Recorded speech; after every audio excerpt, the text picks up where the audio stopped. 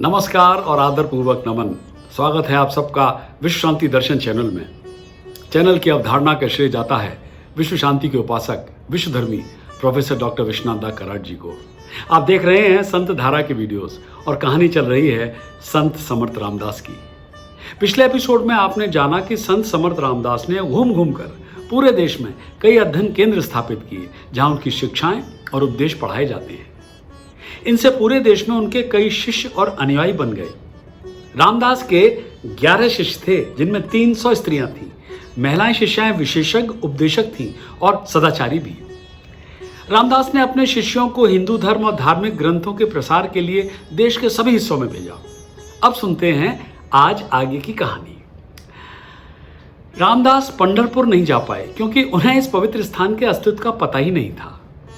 पौराणिक कथा के अनुसार एक दिन भगवान पांडुरंग विट्ठल एक ब्राह्मण के रूप में 300 तीर्थ यात्रियों के एक जत्थे को लेकर रामदास के सामने प्रकट हुए और उनसे पूछा कि क्या उन्हें भगवान कृष्ण के दर्शन में कोई आपत्ति है। रामदास ने उन्हें कहा कि उन्हें कोई आपत्ति नहीं है। विठोबा तब रामदास को पंढरपुर ले गए और जब भक्त मंदिर के पास पहुंचे, देखिए तब ब्राह्मण रूपी विठोबा गायब हो गए। रामदास को तब पता चला कि वो और कोई नहीं बल्कि स्वयं भगवान थे जो उन्हें उस पवित्र स्थान पर लाए थे। उन्होंने मंदिर में प्रवेश किया और बड़े आश्चर्य के साथ श्री राम को एक ईंट पर अकेला खड़ा पाया।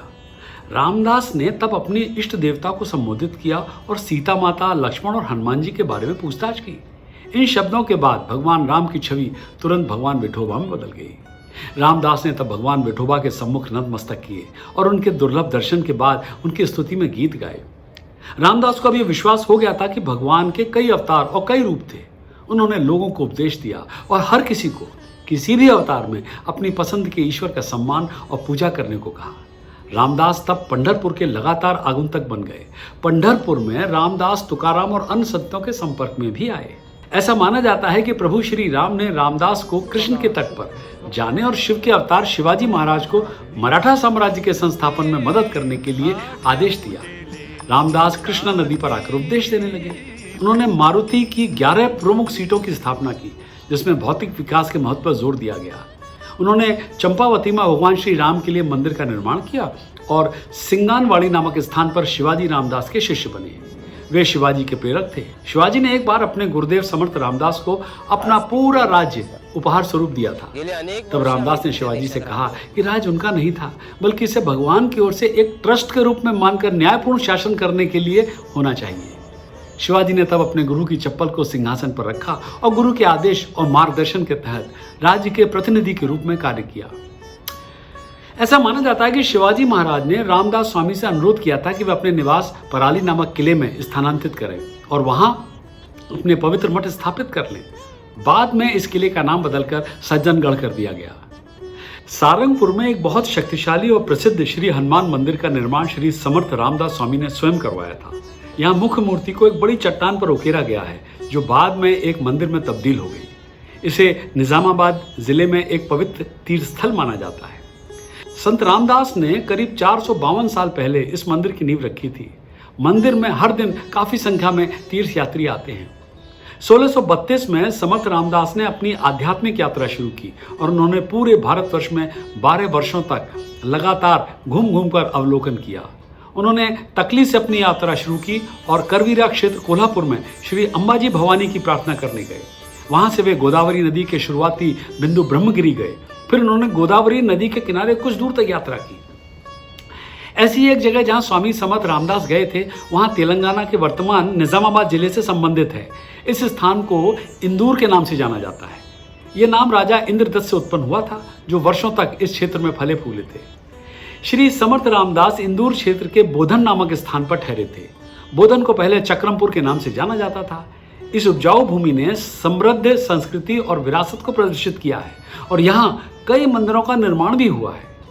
जब समर्थ रामदास ने इस स्थान का दौरा किया तो यह निजाम के शासन के अधीन था। इस क्षेत्र में पिछले कुछ वर्षों से बारिश नहीं हुई थी जिससे लोगों का जीवन दूभर हो गया था। बोधन से कुछ मील की दूरी पर सारंगपुर नाम के गांव के पास स्वामी रामदास ने दौरा किया। स्थानीय लोगों ने उन्हें अपने गांव में होने वाली तीव्र कठिनाई के बारे में बताया। समर्थ रामदास ने गांव में रहने का फैसला किया और बोधन में श्री मारुति को स्थापित किया और अपने शिष्य उद्धव के तहत बोधन में एक मठ की स्थापना भी की। बोधन के पास सारंगपुर गांव में पथरीली जमीन थी। बारिश न होने के कारण गांव और उसके आसपास की सभी झीलें और तालाब सूख गए थे। गांव में भयंकर सूखा पड़ा था और लोग अपनी भूमि में कोई फसल भी नहीं उगा सकते थे। चूंकि कोई फसल नहीं उगाई जा सकती थी, इसलिए कोई टैक्स भी नहीं लिया जाता था।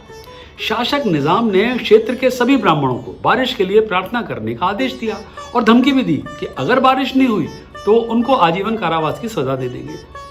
बेचारे सभी ब्राह्मण सूखे सरोवर में कई दिनों तक एक साथ खड़े होकर प्रार्थना करते रहे, लेकिन बारिश का कोई नामो निशान नहीं था। जब श्री समर्थ रामदास ने गांव का दौरा किया और लोगों की दुर्दशा देखी तो उन्होंने लोगों को बचाने का फैसला किया और श्री राम से प्रार्थना की।